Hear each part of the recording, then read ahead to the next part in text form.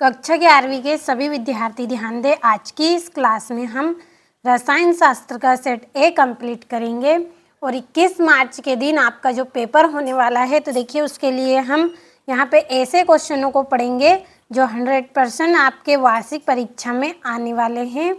तो चलिए बिना किसी देरी के हम हमारे प्रश्नों की ओर बढ़ते हैं। तो आपका पहला पेज देखिए कुछ इस तरह का रहेगा। तो चलिए अब बिना किसी देरी के हम हमारे पहले प्रश्न की ओर बढ़ते हैं। तो ये आपका पहला प्रश्न, सही विकल्प चुनिए। पहला है, एक पदार्थ में 80% कार्बन और 20% हाइड्रोजन है तो वह पदार्थ होगा। तो देखिए C2H6। दूसरा है, परिवर्ती संयोजकता प्रदर्शित करते हैं तो कौन करते हैं? संक्रमण तत्व। ये क्या करते हैं? परिवर्ती संयोजकता प्रदर्शित करते हैं संक्रमण तत्व। तीसरा है, शुद्ध जल की मोलरता है तो कितनी है? 55.6। चौथा है, चुंबकीय क्वांटम संख्या संबंधित है तो किससे है? विन्यास से।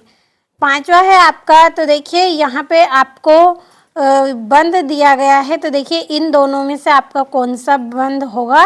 तो देखिए प्रबल होता है। दूसरा है आपका छठा है आपका, आयनन विभव न्यूनतम है तो किस पर? एक्रिय गैस पर। तो यहाँ से आपको अच्छे से सारे प्रश्नों का स्क्रीनशॉट लेना है और अच्छे से आपको कंप्लीट कर लेना है सारे प्रश्नों को। तो अच्छे से आप कंप्लीट करें।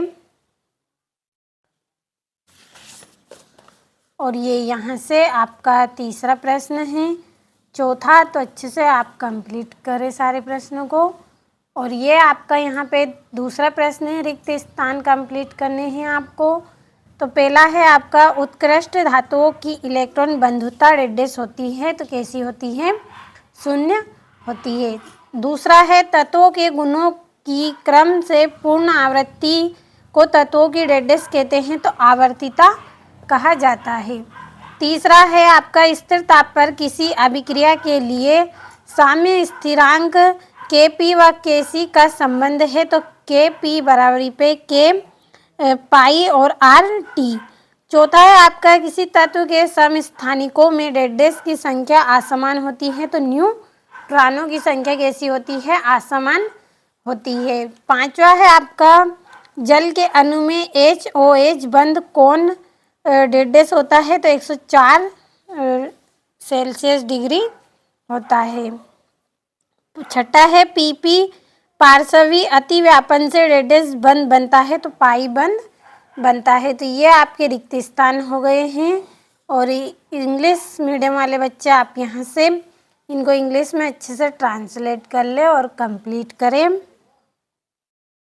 ये आपका तीसरा प्रश्न, सही जोड़ी बनाइए। तो पहली है SS अतिव्यापन, तो इसका आएगा सिग्मा बंध। दूसरा है एंट्रोपी, तो इसका आएगा आपका ऊष्मागतिकी फलन। तीसरा है H2O की संरचना, तो इसका आंसर आएगा आंतरिक ऊर्जा। चौथा है जल की वाष्पन अभिक्रिया, तो इसका आएगा ऊष्मा शोषी अभिक्रिया है। और पांचवा आपकी जोड़ी है GHTS, तो इसका आंसर आएगा आपका गिब्स समीकरण। तो ये आपकी यहाँ पे जोड़ी हो गई है। अच्छे से आपको सारे प्रश्नों को कंप्लीट कर लेना है। वार्षिक परीक्षा के लिए आपको यहाँ पे मैंने देखिए क्वेश्चन बताए हैं, आपको भरोसा हो तो आप अच्छे से सारे प्रश्नों को कंप्लीट कर लें। अब चलिए देखते हैं हम हमारे नेक्स्ट क्वेश्चन को। ये आपका पांचवा है, सत्य असत्य करना है आपको। तो देखिए इनके आंसरों को आपको अच्छे से कंप्लीट कर लेना है। और ये यहाँ से भी आपको अच्छे से कंप्लीट करना है। और ये आपका छठा प्रश्न है, द्रव्यमान संरक्षण का नियम क्या है? इस नियम की आधुनिक स्थिति क्या है? और मूलानुपाती सूत्र क्या है? किसी विलयन की मोलरता को परिभाषित कीजिए और डाल्टन के परमाणुवाद के मुख्य बिंदु लिखिए। और आठवां है, एनोड किरणें कैसे उत्पन्न होती है उसके गुण लिखिए। तो सारे आपके 2-2 नंबर के प्रश्न हैं। भरोसा रखें, वार्षिक परीक्षा के लिए आपको यहाँ पे मैंने ऐसे क्वेश्चन बताए हैं जो 100% आपके आने वाले हैं। तो भरोसा रखें, अच्छे से कंप्लीट करें। ये आपका अथवा है, परमाणु के मौलिक कण क्या है? इसके नाम, द्रव्यमान एवं आवेश सहित लिखिए। नवा है, उत्कृष्ट गैसों की इलेक्ट्रॉन बंधुता शून्य होती है क्यों? और आधुनिक आवर्त का नियम आपको बताना है और संकरण के नियम आपको लिखने हैं।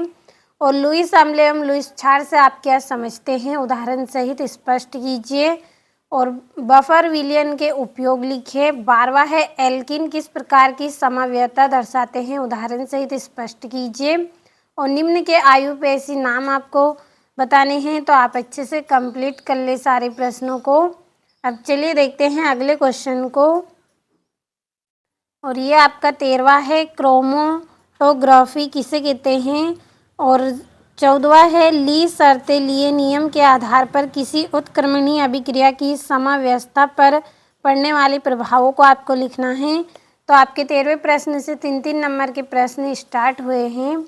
और 15वां है विद्युत अपघटनी सेल तथा विद्युत रासायनिक सेल में अंतर लिखिए 3 नंबर का। और किसी कार्बनिक यौगिक में सल्फर का परीक्षण किस प्रकार किया जाता है। और इलेक्ट्रोमेरिक प्रभाव क्या है, इस पर संक्षिप्त टिप्पणी लिखनी है। और एल्किन बनाने की प्रयोगशाला विधि का चित्र सहित वर्णन करना है आपको 4 नंबर में। तो साथ में आप सारे प्रश्नों का अच्छे से स्क्रीनशॉट लेते चले।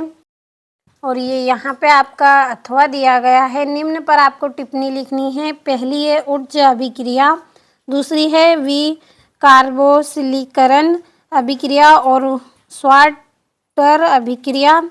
और पावली का अपवर्जन नियम उदाहरण सहित आपको लिखना है और इसकी उपयोगिता भी बतानी है 4 नंबर में। और ये इसका अथवा है। और हुंड के अधिकतम बहुलता के नियम को उदाहरण से समझाना है। और हेस का नियम क्या है, उदाहरण देकर समझाइए कि यह किस प्रकार ऊष्मागतिकी के प्रथम नियम का पालन करता है। तो अच्छे से आप सारे प्रश्नों को कंप्लीट कर लें।